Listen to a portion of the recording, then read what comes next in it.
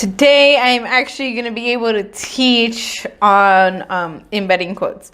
Last class, some unusual circumstances has occurred that kind of made it difficult for me to teach about writing quotes, embedding the quotes in an article, in an essay, and I was kind of at a loss at how I was going to be able to discuss it while discussing the situations that we have been occurring. I have not heard much more about the fires in Thousand Oaks or the shooting in Thousand Oaks at Borderline. And I do want to kind of bring that up for my students to discuss. But one of the things that I stumbled upon while walking into my office is that my office mate left this article, which is the shooting at Borderline Bar and Grill. And I kind of want my students to take a look at the article or any article in this newspaper and write a really, really quick summary about it. Like, what do they say? Why do they say that? And then kind of introduce the quote to say something like, oh, for example, the name here is Justin Meek, age 23, says this, or maybe he's a victim. But they have to talk about, I want them to introduce the quote, then quote it, and explain why the quote is significant. So I'm having them do basically 3 things at the same time. Read the article to create a summary, develop an argument about the article, and quote it and explain why it's relevant to your article. So if you were to say something about gun control, you would talk about how this is an example. This is an effect that happens with gun control. And it's really weird that I kind of stumbled upon this. I was kind of at a loss last class. It's last class and the situation of us not being able to enter the classroom and not being able to really be able to teach outside of the classroom because it was extremely windy. I just let my students go. But today I feel like I can address it, and then I can have my students look up Sundial's website and see any other articles. If they want to address the fires, we should check that. But it's just so surprising that I was like, man, what am I going to do today? And I just stumbled upon this. Like, this is great. I actually did end up going downstairs to where they have the newspaper stack and grab like a pile of those just so I can hand one to all of my students. And I feel really inspired. I feel really motivated. And I don't know why I didn't think of this before, but it's just change of perspective actually helps.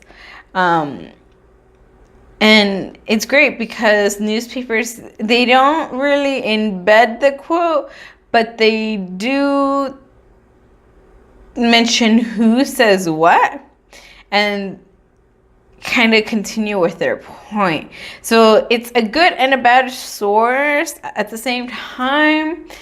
But for this exercise, I think it's going to be good. And then for me to see how well they are doing with their embedding stuff, I'm going to create a Canvas discussion page where they post the argument, the quote, and the explanation of the quote again. Because we did kind of do that the last time I actually did meet with them with the Absurd Game Super Fight. And most of my students since then have posted why their character would win in a fight against this other character and provide quotes for that. So that was really good. That is it for right now. I will come back and discuss what happened, what worked well. But, oh man, I'm so motivated now. I don't get this excited for something like this. It's really weird, but it is what it is. So until after class. I'm back from my class, and I think it went pretty well. I did spend about 15 minutes talking about our current devastating disasters happening. So like the fires in Thousand Oaks, Simi Valley, basically everywhere in California. And I did bring up the newspaper article, the mass shooting in Thousand Oaks, the Borderline bar, and I kind of let them just talk, gave them some resources and told them they can come talk to me if they're uncomfortable with that, and that they can always reach out to the counseling center, and that there is ways that we can help even if we feel like we can't. And they gave them the resources such as like going to Salvation Army and Goodwill to donate clothes, and going to food banks to donate food and other things. From there, I asked my students if they had any questions about the following assignments, because I did end up pushing back the dates. There was a confusion about the due dates. Some people had an outline turn in today, and I told them they can keep it until next week because I was going to talk about outlining a little bit more in class. And it helped. I did explain the proposal a little bit more on what the point of it was, and it was for them to kind of figure out what it is that they're going to be writing about. And it makes it easier for them to do their outline. From there, I kind of pulled up my outline template that I had for my students, and I did give them a hard copy of this about 2 weeks ago, but pulling it up and letting them know that it was on Canvas and easily accessible for them is always a better thing to do. And then from there, I wanted to talk about quotes and how to use a quote, how to write a quote, how to develop your argument and support your argument with the quote. So I had a big pile of these, and I still do. I grabbed way too many, but I handed this out to all of my students and had them read the headlining article, which is the shooting one, and it's like all of this, and it's like an additional column on another page, but had them read that while I was returning their exercises and returning grades, work that I had in my possession. Afterwards, I asked them for their initial response to the article, and a student spoke up, like it's an act of terrorism, and I'm like, all right, well, using that, let's create an argument, let's create a thesis statement. And I pulled up my Canvas stuff, had them tell me what approach they want to do, and it wasn't more specifically to just gun control, but they were like, their topic was like how mass shootings affect victims and their families. And then from there, we kind of said how the Constitution should revisit the Bill of Rights, or how the government should revisit this Constitution and be able to discuss the gun reform. And from there, I asked them to pull up a quote from this, like how does this kind of tie into it? And we generalized it, and we did provide a little bit of explanation and did a lot of brainstorming. So it kind of gave them a better idea of what to do for the next assignment, which was a really good thing for them.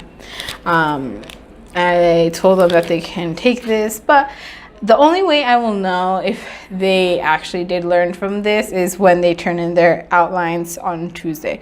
So I am interested to see how that goes. But that's kind of what it is that I talked about today.